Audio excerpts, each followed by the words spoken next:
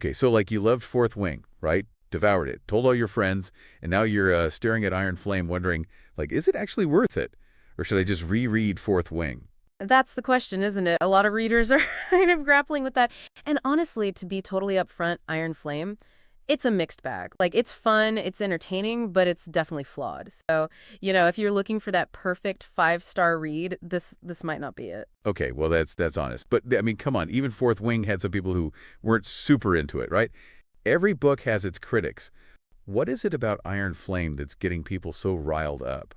Yeah, you're right. You can't please everyone. But Iron Flame does seem to be kind of particularly divisive. I think if you're the kind of reader who's really focused on like really tight prose, really nuanced character development, a plot that moves super fast, you might find yourself getting a little frustrated. But on the other hand, if you're just looking for a fun, escapist read with plenty of action, a little bit of steamy romance, and of course those beloved dragons, then there's still a good chance you'll enjoy it. Okay, I'm intrigued. I'm a little wary. A lot of the reviews that I've seen have mentioned some issues with the writing style. Can you give me a little taste of what they're talking about? Yeah, for sure. So let's start with the prose, right? I mean, Fourth Wing wasn't exactly known for like, beautiful lyrical prose, but Iron Flame kind of takes it in a more casual direction. You see a lot more like ellipses and em dashes, a lot of sentence fragments, and it can feel a bit jarring, especially if you're used to, a little bit more polished writing. I even saw one Goodreads reviewer compare it to a teenager's diary entry. Ouch. Okay. A teenager's diary entry. That doesn't exactly inspire a lot of confidence. Do you have any, like, specific examples that really stood out to you? Yeah, I mean, there's one line about the Dragon Riders, and it's, Riders party as hard as we fight, and we fight pretty damn hard. And, on its own, it's not a terrible sentence, but it just feels a little clunky, a little too on the nose. And that kind of phrasing, it pops up a lot throughout the book.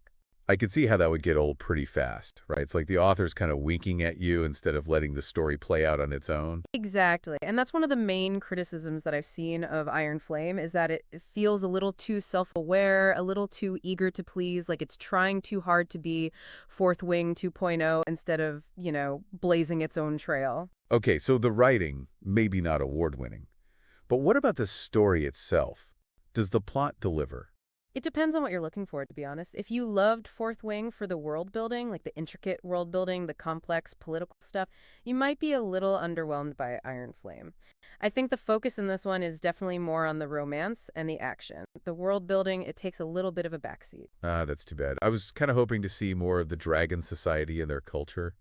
Maybe, a little more about the history of Navarre. You do see glimpses of it, but it's definitely not as central to the story as it was in Fourth Wing.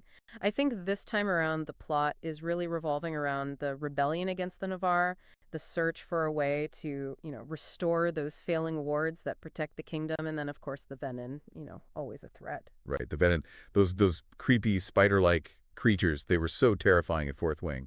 Do they play a bigger role in Iron Flame?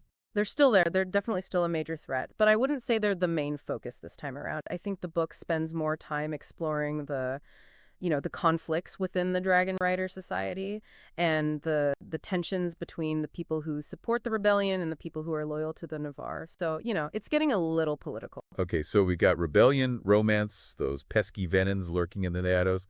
Sounds like a recipe for a pretty fast-paced adventure. But what about the pacing itself? Did you find the story flowed well? That's where things get a little tricky. I would say the pacing in Iron Flame is, well, it's uneven. That's the best way to put it.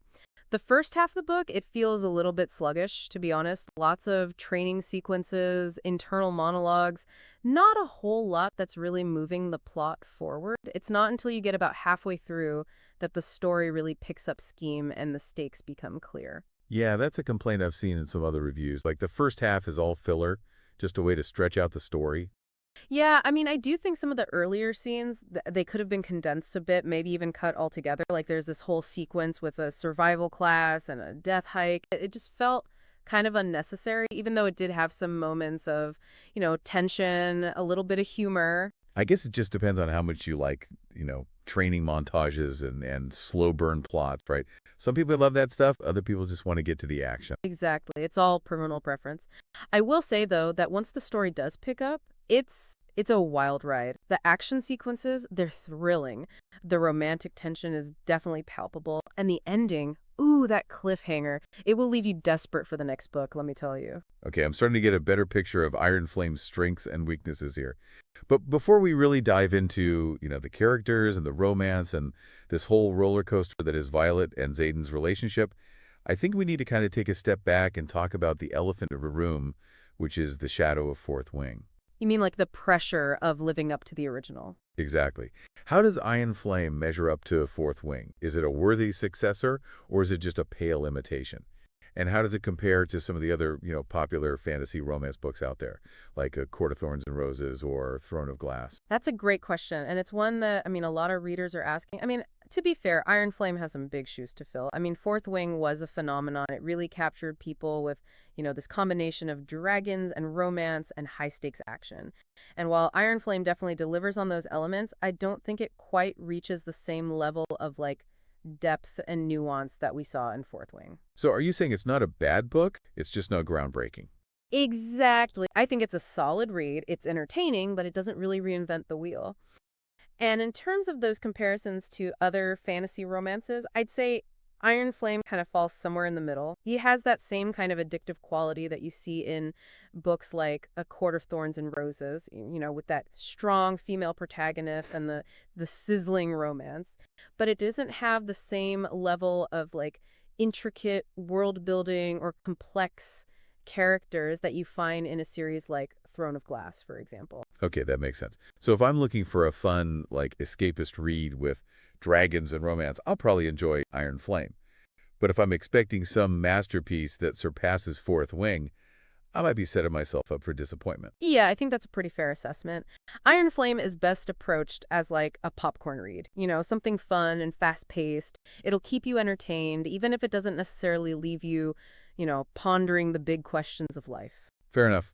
But we still haven't talked about the characters, the romance, that cliffhanger ending everybody buzzing about. Should we get into that next? All right, let's talk characters then, especially since you mentioned that ending. Okay, so Violet and Xaden, are they still like the power couple of Navarre? Or are things starting to, like, fall apart under pressure? I've seen a lot of readers, they seem kind of frustrated with their dynamic in this book. Frustrated might be putting it lightly, honestly. I think their relationship is a major source of tension throughout the entire book. Remember in Fourth Wing, how Violet starts off kind of insecure, but she eventually grows into this, capable leader. Well, it feels like some of that progress is kind of undone in Iron Flame. Really? What happened? Did she, like, revert back to her old habits? I wouldn't say it's a complete regression, but there's definitely a shift. I think Violet is dealing with like a lot in this book. The trauma of losing Liam, the constant threat of war, and then, her mother's just like constantly manipulating her. It's a lot to handle, and it leads her to making some, questionable decisions. She acts impulsively, she doubts herself a lot. Okay, yeah, that makes sense. I mean, trauma can really mess with your head, and we know her mom is, well, she's a piece of work. But how does that affect her relationship with Xaden? Well, that's where that whole will they, won't they dynamic, it really gets, I guess you could say, dialed up to 11. Their communication is, well, it's rough. They're both keeping secrets from each other, especially Xaden. And that, of course, just fuels Violet's insecurities, and it leads to these, like, repetitive arguments that honestly got kind of old for me after a while. Ugh, yeah, I hate when couples do that, just rehash the same fight over and over. But I get it. Trust is hard, especially when you throw dragons and rebellions into the mix.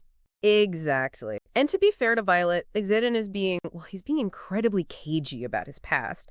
And it's hinted that it's connected to the Venin somehow, which, for Violet, that just raises all sorts of red flags. Okay, so we've got this brooding hero with a mysterious past, a heroine struggling with trauma and trust issues. Sounds like a pretty classic fantasy romance setup.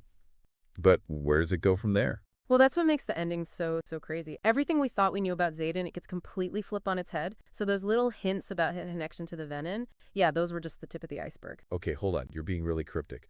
What's the big reveal? Does he turn into a giant spider monster? Not quite, but almost as dramatic. So it's heavily implied that Xaden is, wait for it, a Shahar. Shahar. Yeah, a Shahar. It's like this legendary, super powerful type of Venin, both feared and revered. Remember how the wards are failing, and Violet has this mysterious ability that could potentially restore them, where it seems like her attempt to use that power, it triggered Xaden's transformation. Whoa. So their destinies are, like, linked. That's juicy, but also a little terrifying. What does being a Shahar even mean for Xaden? Does he lose his humanity, become a villain? That's the cliffhanger, right? We don't know how much control he has over it, what his motives will be. Some people think he'll, embrace his Shahar side. Others believe he'll fight it, to protect Violet and Navarre.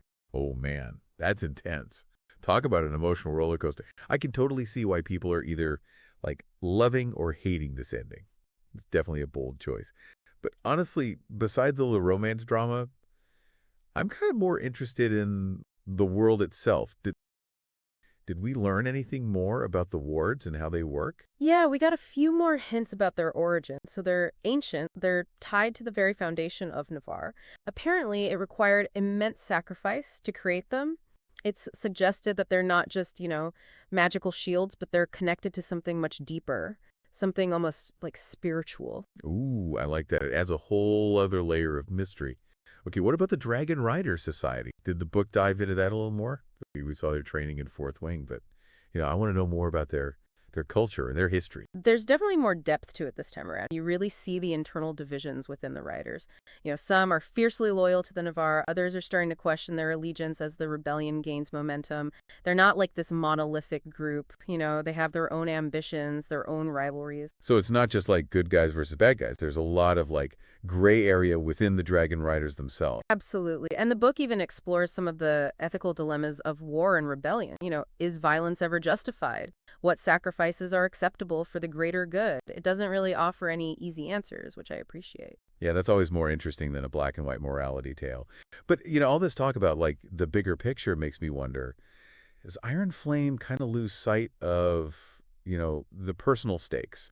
Like what's happening with the characters on an individual level? It's a balancing act, for sure. And I think there are moments where the sheer amount of plot and world building, it does kind of overshadow the characters' emotional journeys.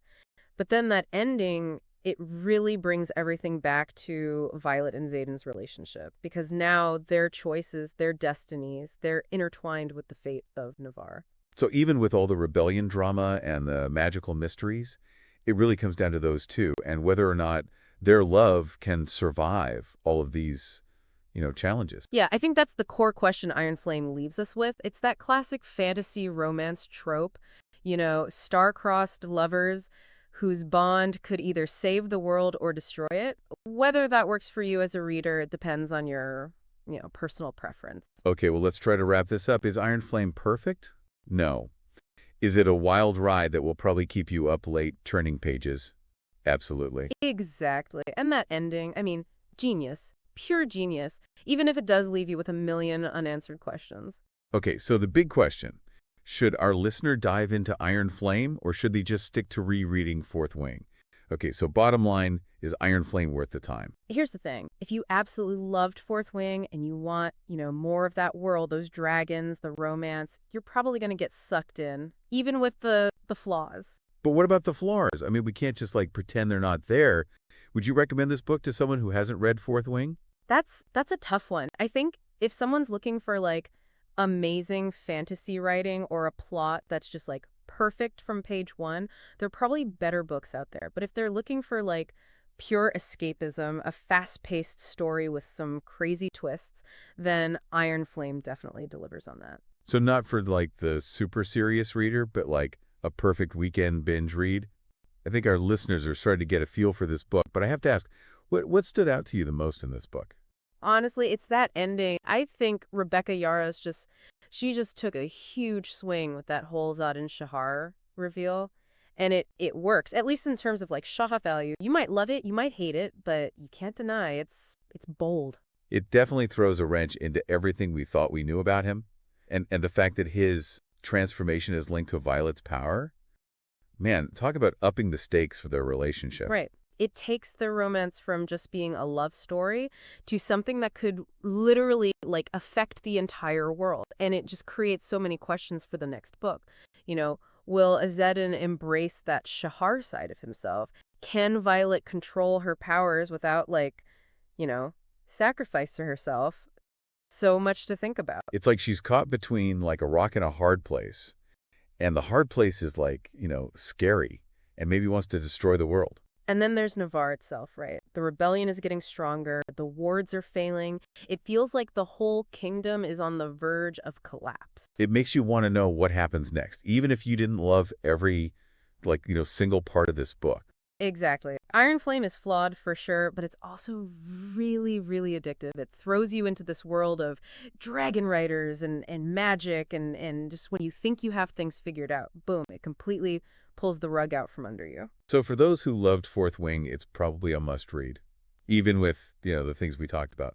But what should our listener consider before jumping in? Go in with the right expectations. I think that's key. Don't expect like Fourth Wing 2.0. Just accept that, the writing might not be perfect, the pacing might be a little weird in places. Focus on the big picture, the world, the magic, and the journey that Violet and Xaden's relationship takes you on. I think that's really the heart of the book. Because at the end of the day, their love story is really like the driving force of this series, right? 100%. And even with all the, communication issues and the secrets, you just can't help but root for them. You want them to figure things out, to find their way back to each other, especially with all this chaos swirling around them. Well, I think our listeners have all the information they need to make a decision. Iron Flame, flawed but gripping. It'll leave you satisfied but also wanting more. That's the sign of a good book, right? It stays with you, makes you think, sparks conversation. Iron Flame definitely does that. Absolutely. Thanks for joining us for this deep dive. We'll be back soon with another one, ready to break down all the latest releases and help you navigate, the wild world of books. Until then, happy reading.